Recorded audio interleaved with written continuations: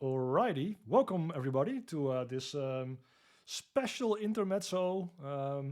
We haven't done these in a while, actually. I know we did some AMAs or Q&As or interesting, side events regularly, but actually I don't think we have done these probably in the last year. So actually very happy that Njord reached out to do one of these. It's always nice to do something close to home, even if it's virtual.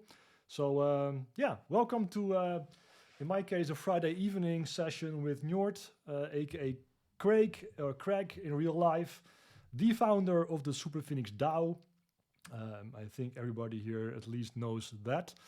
And Superphoenix DAO, of course, owner of the Titan, or at least, well, I guess still sort of working towards that. We'll probably get into that a little bit. But also, recently, of course, organizers of a pretty cool, expansive, and high profile tournament, I must say, from their new pillar or their new Superphoenix Sports division. So, yeah, we're going to talk about all that. We're going to talk about the upcoming tournament or tournaments, the plans for 2026, and basically anything else that you guys potentially here in the audience want to chime in with. Feel very welcome. We are doing it in this voice channel for exactly that reason, so everybody has a chance to chime in and ask any questions that are on your mind. Let's kick things off. So, Craig, perhaps just for people who absolutely don't know you, and we're not going to make like a whole interview thing, but in a nutshell, just tell me or tell us who you are, perhaps a little bit of history about the Superphoenix DAO, and basically perhaps the whole, who are you, who is Superphoenix DAO, and what is Superphoenix Sports, and then we've got it out of the way. Sure can. Yeah, you're right. It has been a while, Funcracker. So I appreciate it, and it's part of the reason that we're looking forward to doing these again and kind of getting just more deeply involved, kind of individual one-on-one with a lot of the core guilds and the players in Star Atlas. So me personally, let's see. So definitely been in crypto now quite a while. Messing with stuff that way. My personal background's finance, so that's kind of what brought me in the early days of kind of Bitcoin, Ethereum, that good stuff. But you progress through, and I had stumbled upon Star Atlas kind of in its very early phase there. That probably, I don't know, six or so months into their first year, kind of participated in some of the guild stuff that was going on, and then bought a lot of ships and did all those things on my own as well. And then it was, well, a couple of years ago now.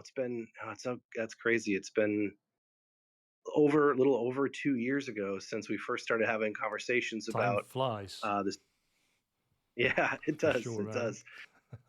Yeah, first started having those conversations with the Star Atlas team about the Superphoenix when they first advertised those Titan ships back then.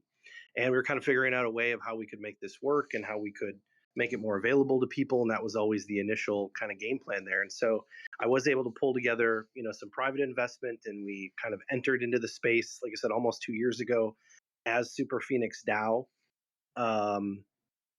Try to get the brand out there as much as possible. We did do the initial Cube NFT sale, which I'm sure maybe some of the folks here are familiar with, and we can definitely revisit some of that stuff because we have plans to kind of tie this all together. The overall idea was to make everything kind of an entertainment hub within the Star Atlas ecosystem, and that's really what we're pursuing. So that's kind of this next phase is Superphoenix Sports. We can get a little bit more into that specifically because that's what we're doing right now. But again, it's all kind of getting tied back in, and I'm happy to dive into some of the ways that works and what the overall plan is for the near term for the stuff we're working on right now today, and then kind of how that ties in a little bit longer term. Yeah, absolutely. Love to do that.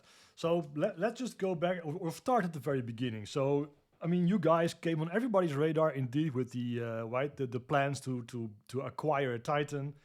You had a pretty I think a pretty decent, nice campaign with the cubes. I know you guys got a lot of help from Archetype with a lot of design things, which also it looked really pretty astonishing.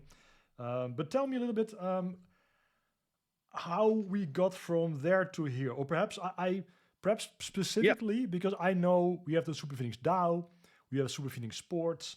I know there's, I think, if I'm not mistaken, two more. I think you call them pillars or divisions. Not entirely sure, but just bring us from that point to here. And again, uh, of course, you don't have to go into super deep for the next hour. But I think most people know you from just the Superphoenix DAO. They may not Hmm. have heard of the other divisions. I mean, sports, of course, more recently, but I know you guys have been, or you particularly, I would say, have been very, very busy branching out, exploring many different ideas and strategies to, yeah, to grow bigger in this ecosystem. So I would love to hear more about Sure. that as well. Yeah, absolutely. And like I said, I'm happy to kind of start back at like I said, square one, with the DAO and kind of work from there to here because I know there's still questions about that and kind of where we're at and how things are going. Obviously the market has not been what we had hoped this last year or two, not just us, but I think a lot of folks, in the Star Atlas ecosystem and Web3 gaming overall.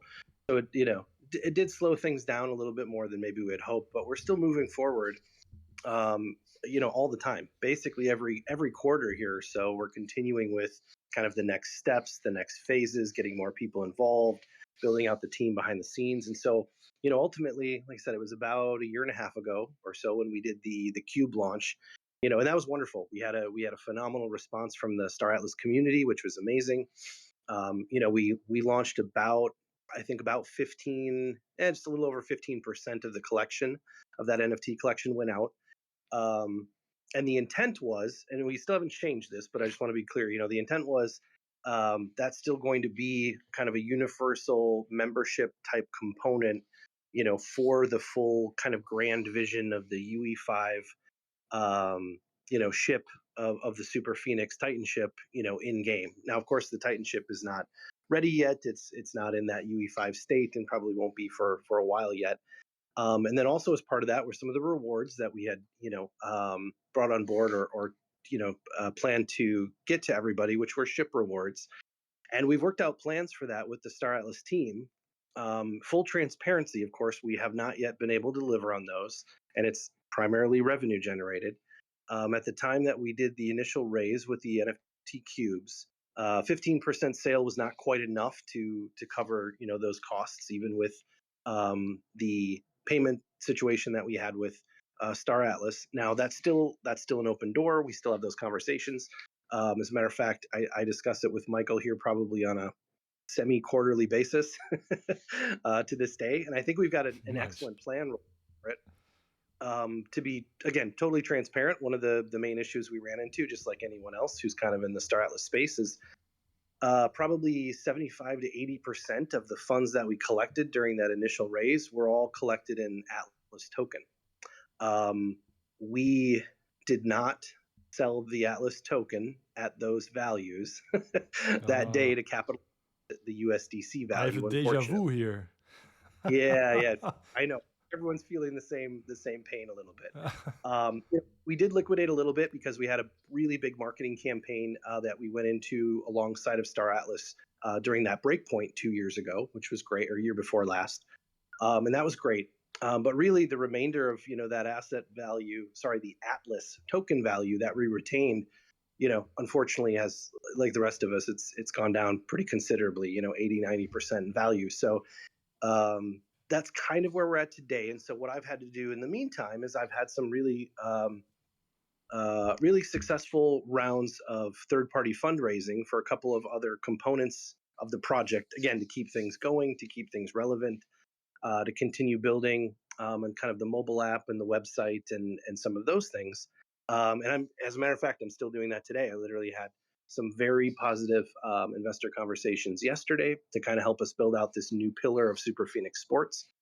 Um, and again, and so then that's where we kind of pivot to today. So again, none of those are going away, and we still fully intend on being able to deliver those ships and those rewards to the cube holders. I know it's been a long time coming, and I do uh, apologize for that, but a part of it is just market conditions, and now it becomes that ability. I would say because of the change in value in Atlas token, it really now becomes down to our ability to just raise and generate revenue from the DAO organization. And so the pillars, as you mentioned, was always kind of the plan for that, which were different entertainment components that would be a part of the Star Atlas ecosystem. And so the first one that's become functional recently, and so we really started to pull this together about last summer, and now it's really coming to fruition now, is working on the shooter arena and the racing arena, which are now fully playable. They look great with some of the new updates that Star Atlas just did at the end of the year this year. And so now we're able to stand up one of those components, which is kind of an esports, um, live stream, spectator sport function of this. And so that's our first goal, is just to provide this really cool kind of professional esports spectator sport competition and live stream platform to just gain attention purely at the front, and then ultimately be able to monetize that in a way that then can flow back to the DAO and can start to work into covering the types of costs and things that we mentioned before. So it ultimately benefits our original DAO cube holders, as well as new players and users that come in. And so that's where we've kind of moved with this first pillar, which is Superphoenix Sports. And I guess just to give everybody really quick, as far as there is a truly structured breakdown of this from kind of a legal side. It is a legally registered corporation, separate entity, and 25% of the stock of that entity is actually held by the DAO holding company. So there's already a direct financial connection there. In addition to really what we feel is one of the big benefits here is that we can start to make the UE5 experience fun and competitive. We can reward people for participating, and through kind of a lot of the betting mechanisms that are coming on and being available in the Web3 space and just in regular sports betting in general, that's a really good way to monetize the viewership, which goes beyond the Star Atlas community, and that kind of helps fund the whole thing and kind of keep the flywheel going. So that's really what our hope is here, is to grow the viewership, get more people interested in Star Atlas, and then funnel those folks over to our website and our platform, where if they want to, obviously no obligation, but if they want to, they can actually place bets and wagers on the different racers, the different players, and all the different kind of esports components that we're building. So really, we've had to build the whole thing from the ground up. We're building the league, we're building the structure, we're building the live stream, and then we're also building the kind of betting monetization component on top. Yeah, I love that. I love that. And I mean, I will be honest. I mean, I think what Star Atlas really, really needs, beyond marketing and showing the world the stuff that they have built through, I don't know, whatever we're trying to do, right?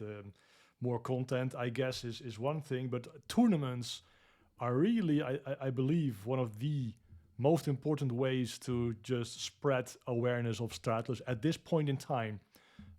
Because it proves a lot of different things. It shows the people great images, great visuals. It proves the game is playable, not just playable, but you can actually host competitions. There's multiplayer. It's, I mean, nail-biting excitement and fun. And yeah, hopefully it can even draw people in from outside the ecosystem to participate. But at the very least, to just watch and just become aware of the current state of Star Atlas. So, and I think that the betting part, which is something, I mean, I'm not really a betting man, but hopefully at some point that could generate some, I mean, in a positive way, some headlines that may bring this even further and bring more awareness to the whole concept. So I really personally love what you guys are doing. And I mean, you and I have been talking in the past also about looking into, also from our side, looking into what can we do, or like tournament-like things. In our case, that's still in the I guess in the freezer or in the fridge. But I'm very happy that you have built a team from the ground up. And actually, perhaps you can share a little bit about that, because this has been a pretty, I mean, unparalleled venture in the Star Atlas ecosystem, I must say. gathering people from all ranks, guilds, whatever, doesn't matter, to actually build this out and facilitate all the different roles. I mean, I think there's a whole, I don't know, like a dozen, 2 dozen people, I think perhaps in total on the roster. Um, yeah, tell me something about how that how you succeeded in doing that, and what the underlying ideas, of course, or the background for this was. Sure, sure. Yeah, so absolutely. I guess before I dive into the team and the operations too, just to kind of maybe bring home a little bit that point you're talking about is the exposure and hoping to get new audiences thing. We're definitely moving in that direction, and it's not just a true hope. We've got some real solid connections that are helping to already get more attention on the space and the live streams. So I'm really excited about that. And being as so, for example, the original kind of launch of the tournament that we did. You were there with me and kind of helped me set up the live event in Abu Dhabi as a side event for Breakpoint just this past December. Yeah, that was great. And it went great. Yeah, we had a great turnout for Star Atlas folks, at the event, and then the live stream was kind of televised there in the venue that we had, which was good. And honestly, the live stream during that time period, while it was still running live, we were actually in the top 1% of top viewing on Twitch that evening. And so we were getting Twitch viewers who had no clue what Star Atlas even was, who were kind of picking up. And so we noticed the Right. numbers Yeah. increasing during the tournament, which was great. And then I had the team kind of take a look because we had active members of the team in both the YouTube stream and the Twitch stream and like the live chats, kind of just chatting with people and keeping it, fun. And we figured out that at roughly half of the people that tuned in to view live were no one from the Star Atlas ecosystem or community. These were just completely new people who Yeah. randomly happened upon all it was going because of kind of how the algorithm works there and the status you get once you get over a certain number of live viewers, which was awesome. And so Right. I mean, that really definitely proved the point. Yeah, exactly. And I know we had some, at least for starters, some technical difficulties during that live stream. I can only imagine, and I mean, we'll get into that in a little bit. I would love to actually know, like, and perhaps you can just piggyback later, but like all the learnings Sure. you gathered from that very first time, because I think if you guys nail this the next time, and perhaps, I mean, I'm not saying it was not polished, but you can probably come up with some things you can improve. I mean, I can see this become a really great funnel into Star Atlas. Yeah. Yeah, 100%. And you're absolutely right. There's definitely a few things we've learned and we've already made improvements to. And so I really feel good about when we start the weekly season matches March 1st. I feel great about it. There were, and I guess just the last component there. So we also have we have a true partnership now with Solana Gaming, which is wonderful. So they're going to be helping us to promote and get it to a much wider net. So again, even if not all those folks, flow into Star Atlas and buy a ship tomorrow, I think they're definitely going to tune in to at least check out some of the matches and what we're doing here. And I think that's a really good entry point for people. It's just really easy. You kind of tune in, check it out if you want. Here's the live stream, and we even have from the Solana Gaming Guild, we have a couple of the main players and guild members there have been heavy participants as racers, and then we've even got one or two of those folks now are team members on kind of the back end, which all that's been a great partnership. Yeah, it was great And to hear. now we got communications with a couple of new, pretty large gaming organizations that are more traditional Web 2, but they're very interested in what we're building. And even though it's going to be kind of a small entry at first, we're probably going to field a couple of teams from those organizations to be in our shooter arena tournament, which we can talk about more. We're going to be launching that beginning of actually very end of March. But those organizations are primarily, so there's some pretty large Web 2 gaming organizations that are made up of like US military veterans. And so those organizations are non-for-profits and they do a lot of really cool things, but they also have really large active gaming membership bases. And so we've already talked to the leaders of both of those. And collectively, they have about 40,000 members, and about 8 to 10,000 are like active gamers on a weekly basis. So we feel really good about getting some phenomenal exposure, from those kind of partnerships in the near future once the tournaments are kind of going and happening on a weekly cadence here. So again, all that looks really good. Now, as far as the game and the operation stuff goes, I will say too. Well, we can go over a couple of the challenges we had. So, as you mentioned, that we had a couple of technical difficulties getting that original live stream going in those first, I don't know, 10 or 20 minutes thereabouts, and that was simply a function of the workflow that we were using behind the scenes, which was really a series of how to describe it, a series of multiple streaming kind of portals, if you will. So we're using multiple Video Ninja, stream ways to share screens, and then we were funneling those up through OBS, and then we were piping it out to Twitch and YouTube. And for the most part, it worked fine. However, there were some issues in the beginning about getting it recorded properly. It kind of caused a glitch. They had to do a reset, and so that was some of the original timing. But the other piece of that whole process is because there was some there were some updates to the spectator mode, kind of camera mode in the racing component in UE5 that are not quite ready for us, or not quite ready to be used in the capacity of a true live stream. And so what that meant is we just had to live stream the actual racers' screens. So we had all the racers kind of log in before the race started. We had them share their screen. We've kind of funneled it through that multiple stage live stream process, and then we had producers on the back end who were kind of switching screens and moving it around so that the announcers could commentate on it and do all this live. And it worked, and we were able to get it to work and function pretty well. The problem being is you can't control, the stream quality of every racer who's participating in the game. So that led to kind of a variation, right, in stream quality and coordination.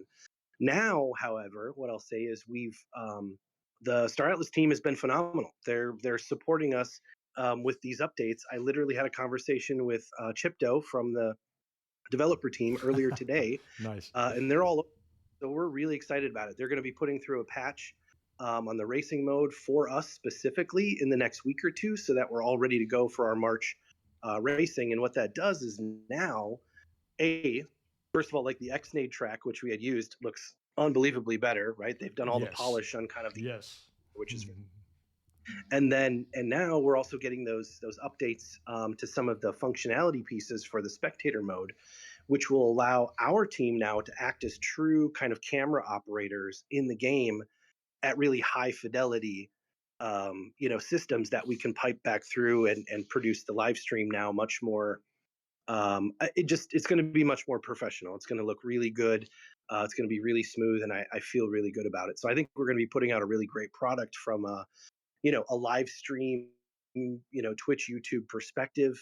Well, we're also going to be streaming to Kick, so we'll kind of go across all three of those simultaneously for these next races. The other component is we're going to be hosting the races then starting every Sunday. So we'll be on this kind of regular cadence instead of just one big one-shot event, which I think then that's really going to help us, curate a lot of great content to share out on social media in between. But then also you start to create a bit of a cadence, and people start to, there's a snowball effect, right? With people knowing that you're going to be streaming at a certain time on a certain day, and you can kind of build up an audience that way. So that's what we're really excited about. And then meanwhile, of course, we'll be doing that actively. But then on the other side, we're going to be maintaining kind of this outreach, like I said, to other communities. Obviously, we're starting here with all the guilds in Star Atlas because we want people to be aware and tune in, certainly to the race. Even if you're not inclined to be a bettor or a racer at that given time, that's perfectly fine. We would just love to have people jump in on the live stream, when it's live, and kind of watch and just be a part of the chat, right? That's the first basic step for us, is to get that viewership, because getting those on Twitch and on Kick and YouTube when we're live really helps drive more engagement from people who are completely outside the ecosystem, which is awesome. And I can tell you that just because of our first stream was already successful enough that we've got 2 paid sponsors starting next month, which is amazing. And we want to just continue to grow that. So it becomes another way too for us to kind of monetize the viewership, the attention, and then work toward, those overall goals like we mentioned. So yeah, really excited about it. And that's going to be the racing component starting March 1st. And we'll do that every Sunday for the full month of March. We will also, like I said, have the betting component for people who want to participate. And basically, I guess I'll just throw that out there. Um, if everyone kind of remembers like the golden ticket system, right? That Mm-hmm, Star Atlas mm-hmm. had back when for some of their giveaways. This is a similar, almost raffle style. Well, not quite raffle. I guess it's a little less random because you do have to pick, you have to pick winners. Mm-hmm. Um, Reality is it's going to be a $10 entry fee for people to pick, their outcomes and winners for that particular week. So instead of doing the entire bracket all at once, we're just going to do each week as kind of a subset of the bracket. So the first 2 weeks will be the qualifying races, and then the second 2 weeks will be the semifinals and the finals. And so this way, you're not putting all your eggs in one basket. You can kind of hop in one week or not the other if you want to, or you can kind of wait as players get better and progress. And let's say you watch and follow along for a couple weeks, and now you want to put $10 down on the final winner because it's going to be your guy, right? Right. It gives people that opportunity. But on the other side, we're going to have cash weekly payouts every week. So basically, $250 worth of cash broken out in the top 5 places. We'll just go out every single week to the top 5 bracket holders, no matter what. So if we get 10 submissions, you have some pretty phenomenal odds. And if we get 100 submissions, well, then it's a little bit tougher, right? But the reality is it's going to be just kind of a straight, payout system based on your picks and your decisions for who's going to win what any given week in and week out. Let's And briefly, that's going to be yeah, let's briefly jump just be in that betting. I don't want, yeah. if you want to wrap up, Mhm. then of course, please wrap up Yeah. first. But Oh, I was just going to say it. Yeah, and so we're going to add more complicated type betting setups in month 2 and month 3. But this is just to get proof of concept going. See how much interest there is, and do a very simplified version that I think everybody can kind of understand. We're going to have it on the superphoenixsports.com website, so that it's just much more accessible. It's wallet friendly. You can pay with USDC or Solana or Atlas even, if you want to. And yeah, we just want to make it kind of an easier process for folks. well, perfect. That's exactly my question. Like I remember that the betting, your betting app, of course, was launched shortly before the first tournament. Mm-hmm. But now you have a website in addition, or did it replace the app, or what exactly is Yep. the plan? What are the plans there? Yeah, good question. So obviously, the mobile app is a very as lesson learned, right? Building a mobile app in general is more difficult than a website by far. Yes. And then including the betting components and the user registration and being able to watch the races live stream, those things added a lot of complexity to a build that was already very tight time frame. And so ultimately, we did have an app that functionally allowed people to place bets. The problem was we could not, in that amount of time, we could not jump through all the hoops needed to get on the Apple Store or the Google Play Store. So it basically required an extra layer of difficulty for people who had Apple and Android devices. You could still Right. get it, but Test you had to flight, do kind of a etc. Yeah. yeah. And then we did we it is still live, and we were live on the Seeker phone store, but we unfortunately overestimated the amount of uptake and participation we would have from Seeker phone holders, being that there's just not a lot of crossover to the Star Atlas ecosystem. So that was really the hurdle we faced there, and that's just going to take a lot more time and resources to kind of overcome. So what we did is we've completely retained and used the entire back end of that system, so the whole database of that system, which was really good and functional. And now we've simply attached it to a new front end on the website that I think is going to just be much easier for people to navigate and use. Wallet Connect, be able to see their brackets, be able to purchase them, etc. So I think hopefully that's just a much better experience for everybody, and that should literally be ready in the next week or so, and we'll have a lot of announcements and some how-tos and walkthrough guides and such, in the coming week or two, Mm-hmm. for anyone who might be. So the Seeker app is still live. Is the app also live for other phones? Yeah, that's a good point. So the Seeker app is live, and so if you place your bets, on the website, you will be able to at least just see the list on the phone, on the app if you do have the Seeker app, because it is the same database and they are technically Mm-hmm. connected. So that will still function. We're just not promoting it as as the kind of origination spot for new users or new signups, because we know it's just tricky, and like I said, not a lot of people have a secret phone yet who are using that functionality. But if you do, you certainly can.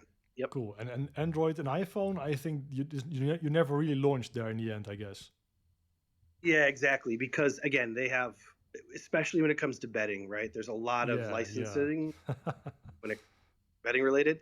And Yep. so again, we still have a web app version, but people then have to specifically download that web app version, and it just turned out to be an extra barrier for folks. And with mobile, every barrier, you have a lot of drop off there. So Yeah, I so really, understand.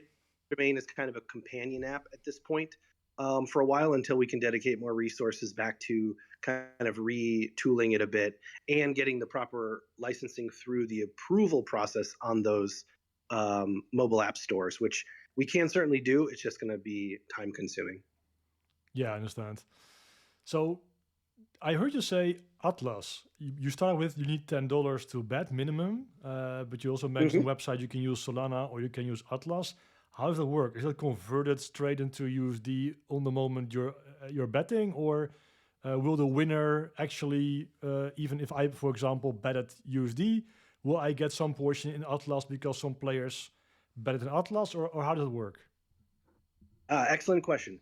So the conversion will be automatic on the website. So it'll be effectively a $10 charge. And when you go to purchase it, it's almost like, because we've included a merchandise store on the website as well, again, optional, but Nice. we're setting it up so that the purchase of the bracket, you almost have to put into a shopping cart and purchase as if it was an item. This way, it allows people to A, do more than one if they want to, and B, when we start running multiple brackets or multiple events kind of in the same time period in the future, we may have a shooter tournament and then the next day might be a racing tournament. We want to be able to differentiate those, and users can pick kind of which thing that they're opting into or purchasing. So it's kind of set up in more of a shopping cart style at the moment. And so anyway, it does the conversion at the time that you purchase, so it's all set up there automatically. Yep. Yep. However, when backend, we collect the tokens as they come in. So if it's Solana, we collect Solana. If it's Atlas, we collect Atlas. However, in these early phases, we've already kind of predetermined that we're going to fund the payouts no matter what. So the payouts are currently going to be funded in USDC, so there's no kind of discrepancy or worry about a change in value during the tournament. Yeah, no, that makes perfect sense. I can completely imagine that. So you were saying, Mm-hmm. just to come back to what you of course actually want to talk about here, racing March. That's the first thing that's going to go live, right? That's the next tournament. Let's say those split over, if I'm not mistaken, 4 or 5 weeks. You are correct. It's going to be split over 4 weeks, and it's going to begin Sunday, March 1st. Absolutely. Like I said, we'll be putting stuff out in socials, and I'll make sure that you guys have the info if you want to post in Discord here too, which is great. But yeah, absolutely. So Sunday, March 1st will be the first kind of qualifier, and how it's going to be broken up. Just to give people a rough Yeah, idea, exactly. is Explain this. Yes. the overall tournament is going to be almost identical to the original, which was a 32-man racing tournament where we had, each race was 4 people, and the top two, the winning two, progressed to the next stage. That all effectively is going to be exactly the same. The difference is, in week one, we're going to run 2 4-man races, kind of back to back, and those are going to be all brand new racers who are kind of in a new qualifier. And so the top two of each of those first 2 races will progress, and then we'll also run that third race on the same day. So effectively, we have the 2 qualifiers and the first like semi qualifier that same day. So we'll run all 3 races sort of back to back, and those are the 3 races or outcomes that you can vote on, or I'm sorry, bet on if you wanted to prior to that. Then week two will be basically the exact same setup. We'll have 8 new pre-qualifier racers who haven't competed before, and they'll do the same thing. They'll do two 4-man heats, and then the 2 winners from each will then go into a third round, and play off there for the qualifying semis. Then week 3 is when we get more into actual semifinals. And so in week 3, it will be the 4 winners from the previous 2 weeks.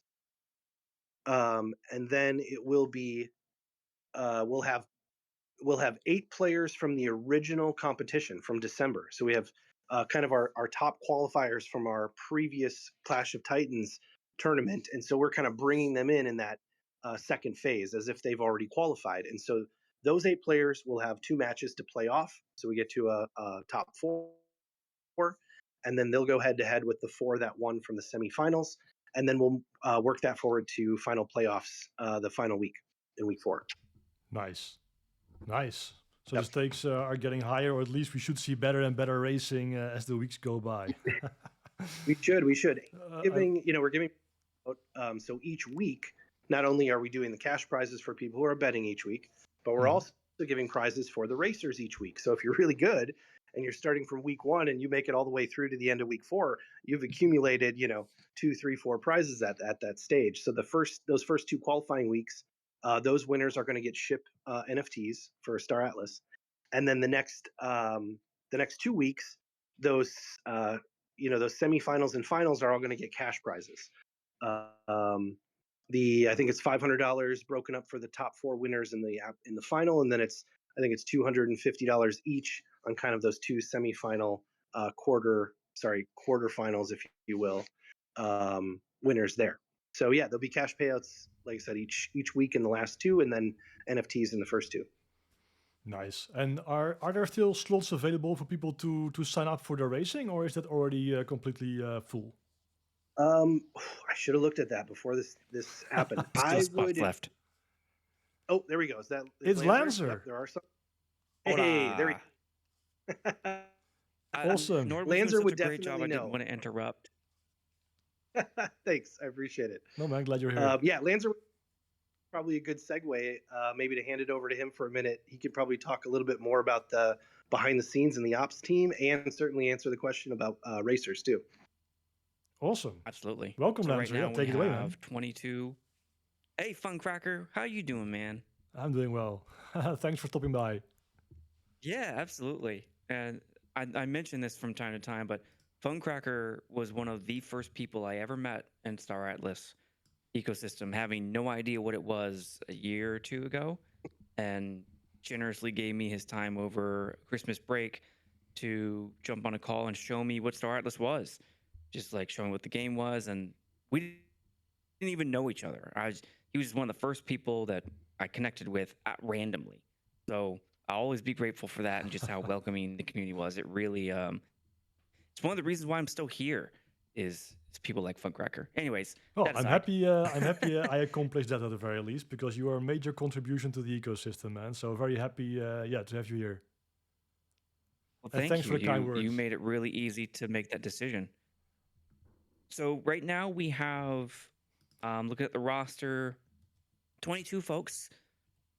22 folks are what's the word I'm looking for? Registered, with 2 interested, and we can take up to 32. So there are still slots left open. It's free. There's no entry fee or anything like that. And if you are interested, then you can shoot me a DM. But also, if you know Inge or Brujo, shoot one of them a message. They are our registrants. So they handle player registrations, and they will make sure to take care of you. Yeah, Inge is actually an Aephian, so it's very easy for people to reach out to him for sure. Oh, this is super easy. Okay, yeah, y'all are good to go. Just go talk to Inge. He'll take care of you. Yeah, but good to know. Yeah, awesome. So yeah, I think we talked about racing. I mean, based on what you said, Njord also realized that people don't necessarily have to, if they want to participate, they don't necessarily need to keep all their Sundays available, unless, of course, they're very good at racing. Then at least they need to keep 3 of the 4 available, depending on when they start. That's good stuff. Do you guys want to chat a little bit about the upcoming gunplay tournament as well? Absolutely. Yeah, go. Yeah, he's all about. Yeah. So our evolution of this is to be able to host a regular season of all the components of Star Atlas. So with the new fighter siege mode thing that's come Mm-hmm. out, Mm-hmm. we'll eventually have a Star Fighter tournament. But the closest thing to us now is after we started the Star Racer weekly tournament in February. At the very end of that month, on March 29th, is now when we scheduled the inaugural Star Shooter tournament. So similar to Clash of Titans, where it was a racing event last year, we're going to do a same big style event for Star Shooter on March 29th, which will all be the gunplay game.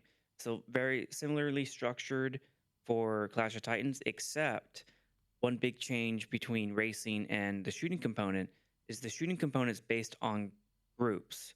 Where in racing, you're more individual, you're racing against each other, everyone for themselves. Shooting is more team based. That's the way that the gunplay works. So Inge has been reaching out to all the DACs, Aephia, I'm sure included. Mm-hmm. In fact, I'm pretty sure you're already listed as interested when I looked at the last I might hope list. so. Yeah. There were there were 6 other DACs who said they wanted to fight. So right now we're looking at 4v4s based on the server stability. So we've been monitoring that really closely to figure out what breaks the game.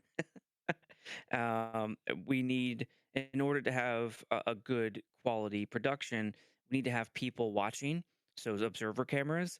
So it'll be 8 players plus the staff, and we can have up to 16 players in a server. So we're working through the wicks of that right now, but March 29th is when we plan on hosting it.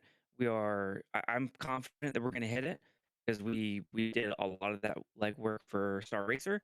So that's where we are right now. And if you're interested, please let your leadership know because Aephia is already in the list for wanting to produce a team. Yeah, love it. So is that all in one day, or is it going to be a multi-week thing like the racing? I think it's going to be all in one day, like Clash of Titans was, Mm-hmm. and we're trying to limit it to 2 hours. That's our current objective. Is Star Racer or the Clash of Titans racing event lasted 3.5 hours, and that was long. So we want to get it down to 2 hours so that you show up, you're there for 2 hours, and then we have a winner, Yeah, winning love it. team. Good stuff, and I look forward to. I mean, not necessarily personally as a participant, but at least as a viewer, spectator to the siege mode competition as well. I can imagine that with that, and especially with perhaps Yeah, Conquest yeah, me coming too. after, like perhaps end of the year, the earliest. That's going to make for some very nice spectator sports as well. A question I have. Exactly. Yeah. No, go Oh, ahead. sorry. Go ahead. No. You go. I'm so excited today, Funcracker. Today's been a very exciting day for me. So I could keep talking, but let's go through your questions and then all the Okay, things that cool. are important to you all. Now, one thing I'm I wondering could just about keep is, going. yeah, with the Clash of Titans, you had pure racing, right? And of course, now we have a sort of shooter mode racing version with weapons unlocked. I don't think the team is going to offer a way to lock those. So does that mean that by definition, your racing competition is now weapons unlocked, or do you have like a gentleman's agreement or whatever you want to call it, like a rule that you can't use weapons? What is your stance or what is your approach there? Right now, we are going to evolve with the game. Mm-hmm. And my direction of the team was now that the game allows it, we're going to see what happens. Mm-hmm. So because this is an open tournament, I feel much better about that. If this were another big Clash of Titans event, then we might roll that out more slowly. But with it being an open tournament season for the month of February, I see no reason not to test that out, see what everyone thinks of that. It's definitely more twisted metal for those of you who've been playing gaming for more than 15 years back in PlayStation days. Or Twisted Metal was a awesome game where you try to kill each other with cars with guns. So similar to that, we'll just see how it goes. But yes, we do plan on allowing people to shoot each other. Cool. No, do we know what skills to further hone if we want to participate there? So that's cool. Right. Let me ask you a question. Yeah, correct. Oh, Njord, go ahead. Yeah, all I was going to say about that is, yeah, and maybe Lancer, you have some update to it. Last I heard, because we're going to be, we operate in the private server side so that we can kind of, manage the races and stuff. Mm-hmm. My understanding is you can shoot that nobody takes damage yet, so that component hasn't been, I think, fully integrated by the team. So if that stays the same, assuming that's still the case a few weeks from now, I don't think it'll probably alter the gameplay that much. Got it. But like Lancer said, we'll kind of go with when the game kind of makes it fully operational, and that will be a different dynamic for sure. Yeah, I hope at some during our point they will. testing, one of the No good. during our testing, one of the hilarious things we watched happen was people were trying to shoot each other, right? But no one was taking damage. There were some quirks with that. Like if you rammed someone into the wall, then you took damage. So maybe like pod racing, for instance, might happen there. It's But Carmageddon also, time. what? Right, right, right. I can't remember who it was, but it was Brujo. Like just totally rammed someone into a pillar, and they took some damage. It was funny to watch. But anyways, the other thing we saw was that just because you could shoot somebody doesn't mean that you'll win. When you have to swap your allocation from fire mode to flight mode, you slow down a lot. Yeah, And that means you can't shoot them fast enough. So when we saw people do that, they started losing place to people who are boosting right past them. So it's going to be a trade-off. Do you want to kill someone? How fast can you kill them? And then how fast can you switch back to flight so you don't lose your ranking? That's the trade-off that we're very interested in watching happen as that meta develops. Yeah, that's fair. That does definitely add another dimension to it. So that's cool. So let me ask a question that Z actually posted half an hour ago already, but I think we're now at a good time to actually toss it in here. So I'm just going to read it out for the folks at home. He's asking, if you're planning to hold tournaments/games for players with less competitive experience or more fun game modes where all types of players can participate regardless of their level, just folks who want to have a good time and make some nice memories. He's saying, I love to get into the shooter tournament regardless of the position, but we have many players in Star Atlas who don't participate because there are very good players and it's difficult for them to enjoy themselves. Just for those players that maybe would join, I would love it if Siggy played, for example. Some kind of game mode where we can all have a laugh and the ranking doesn't matter. Apart from the competitive tournaments, which are going to be crazy, of course. Have you been thinking about things like this? Could you talk about them a little bit? I'm curious. Yes. So non-competitive competitions. Here's a fun fact is I'm a casual at heart. I'm not I used to do a lot of like competitive stuff, but my home is casual. I don't know if any of you are familiar with PlantSide and what we did PlantSide Battles. That whole thing started out really, really casual. It was meant to just people have fun, play together. That was a tournament event that I founded back then, and I had the same viewpoint then that I do now. There is kind of like a revenue aspect to it, to the business part of it. However, my heart is with casuals and the enjoyment. I am looking for the earliest opportunity to start including non-hardcore, try hard, or whatever your name for that is. They're fun racing events. Who can crash someone else in the fastest? Who can die the fastest? Who can melee only mode for the Star Shooter. There's Star Fighter. There's a ton of different types of tournaments that we could be doing that doesn't emphasize competition, who gets first place, and I'm really looking forward to being able to do that. I have to clear all the business necessities of earn revenue so that we can continue paying the team, and when we can continue paying the team, then we can really look into how do we make this a lot more fun for everyone. And yes, I'd like to get there as fast as possible. Good question, Z. Love to hear it. Love to hear it. Good stuff. All right. So I want to remind everybody that if you have a question for Njord or for Lancer, this is a great opportunity, a great moment to chime in. So please use the mic if you can, if you want to. Otherwise, of course, feel free to type it in text.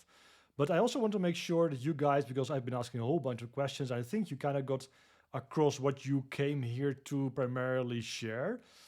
But if not, I at least want to make sure that you guys did have an opportunity to share all the stuff that you wanted to share. So let me first run that by you and see if there's anything that I did not ask you, or yeah, that's on your list of stuff that you want to really bring across here. I heard a lot of what Nord said, and he definitely speaks for me on that. The only thing I would add is that our team has been working really, really hard. And as you can see, as you heard earlier, some of fellow Aephians are part of our team.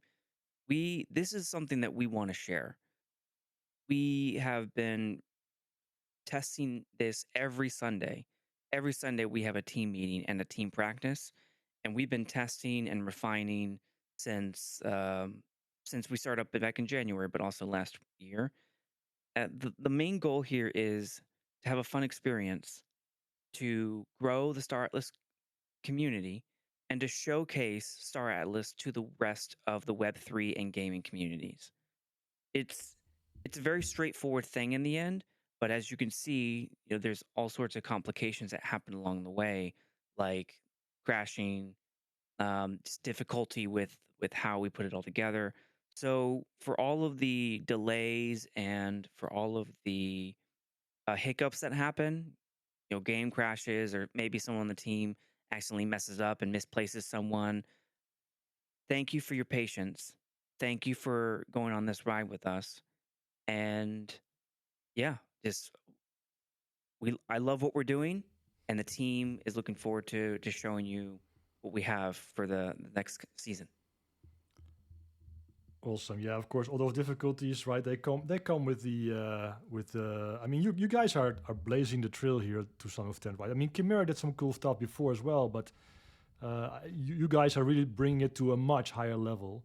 So it's I guess normal that you guys have some difficulties. I think most people here understand and and respect that as well. Njord, did you have anything? We've been building on Chimera, and I wanted to give them massive props for the things that they did. What Neo did, for instance, when he did those streams last year. Yep. And Brujo and Chimera, all of them who helped pave the way for where we are now. I definitely wanted to give homage to them. Yeah, and respect. They're awesome guys. Definitely. Njord, did you also want to? I want to make sure you also had some time to share anything that was still on your list. No, I appreciate it. I think we've covered a lot of the stuff, and I 100% echo, everything that Lanzer's talking about. The team has done a phenomenal job. The community has been supportive, which is it's amazing, and that's really what I would just encourage folks, to do here for us is just tune in, right? Like that's the first step. Mm-hmm. So we're at Superphoenix Sports on YouTube and Twitch. We'll make sure that everything is published out there for when races start. And we would just love to have folks in the chat when we're live, when the race is going on, just having a good time and enjoying what we're putting out. And I'm 100% of the same opinion that once we can get this consistently rocking and rolling, being able to host some of the fun exhibition matches in between or for individual guilds or communities is awesome. We'd absolutely love to do that as much as possible. So again, I think everyone's been doing a phenomenal job. We're really excited to get it out, and we hope everybody will come and check it out. Yeah, for sure. We'll make sure to push this on our channels as well. So I don't see anybody who apparently wants to ask a question, which is perfectly fine. So I think we are almost in 1 hour, so a great spot to wrap things up. But let me then ask you one final question. And I know you already talked a little bit about it, but I'm curious, like, what are your plans for this year? Now, of course, looking at sports, you basically already shed some light on that, but perhaps there's a few more things that you may be looking forward to at the end of the year. But I'm asking this also to you, Njord, more as a Superphoenix DAO thing, like, and not talking about the ships or the Titan, but anything new, anything else that is on your list of things you'd hope to explore later this year? Sure. We've got quite the roadmap out there. again, mainly tied to Superphoenix Sports because that's the current focus. And I think the game, the UE5 game is really there for us now to take advantage of it. But I will say there's absolutely plans for tying in kind of the original DAO community 100%. I mean, frankly, that's how even, Lanzer's been a phenomenal addition to the team. And that's how I got involved. like Lanzer didn't come talk to me because we didn't even, Superphoenix Sports wasn't even anything publicly known at that point. So he was 100%.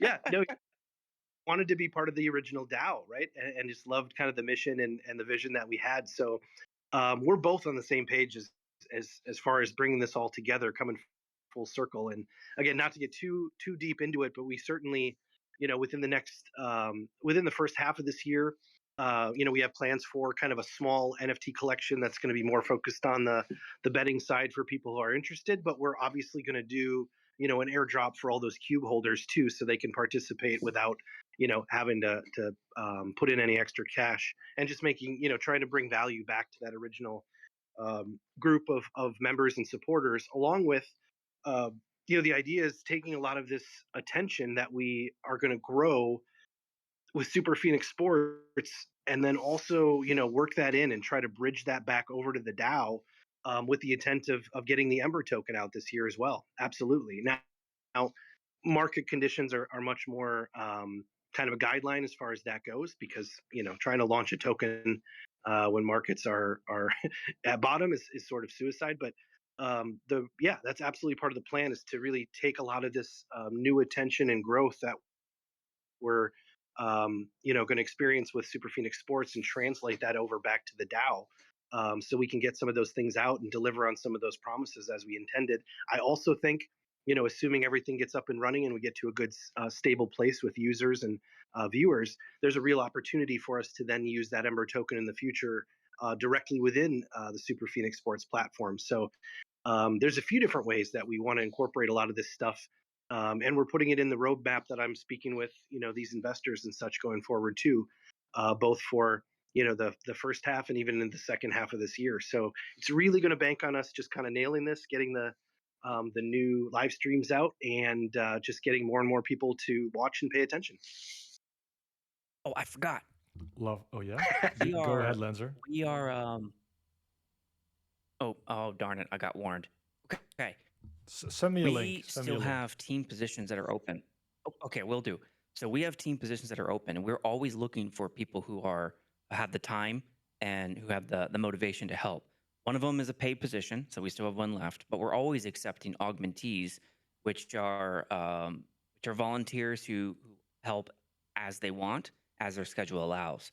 So in either case, if you head over to our Discord and you go to the join team channel, then you just type in there, I want to join the team.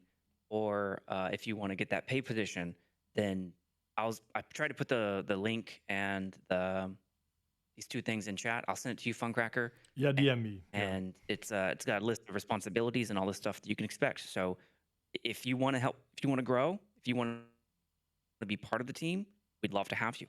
Just like Inge. He's a star, man. Inge is awesome. I believe he is. I'm very happy.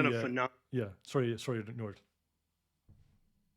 Yeah, no, I was just going to echo that. He's done an amazing job for us with the rosters and coordinating players. He's done great. Yeah, very happy to see at least some Aephia involvement there as well. But yeah, that's good to hear. So if there's any other Aephians who'd like to step up and join the team, check that out. I think most people here should hopefully already be at the server, but can I quickly, let me see if I can... There, I sent you the picture of open positions and also the link to our Discord. Perfect. Let me quickly grab I'll tell you a quick story about Inge as Funcracker's doing that. When Inge first joined, we were doing Star Racer, right? Clash of Titans. We needed 32 people, and I thought that was going to be difficult. Within half a week, 3 days, Inge had 15 people signed up.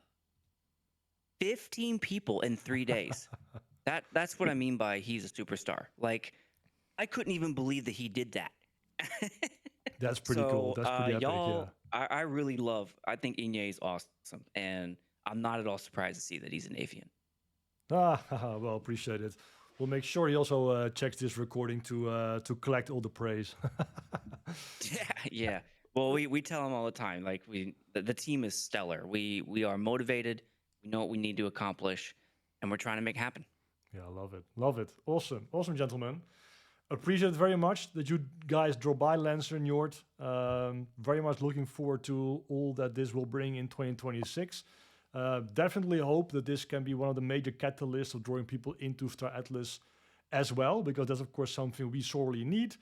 So yeah, wish you a ton of luck with all the preparations and all the best with the upcoming tournaments.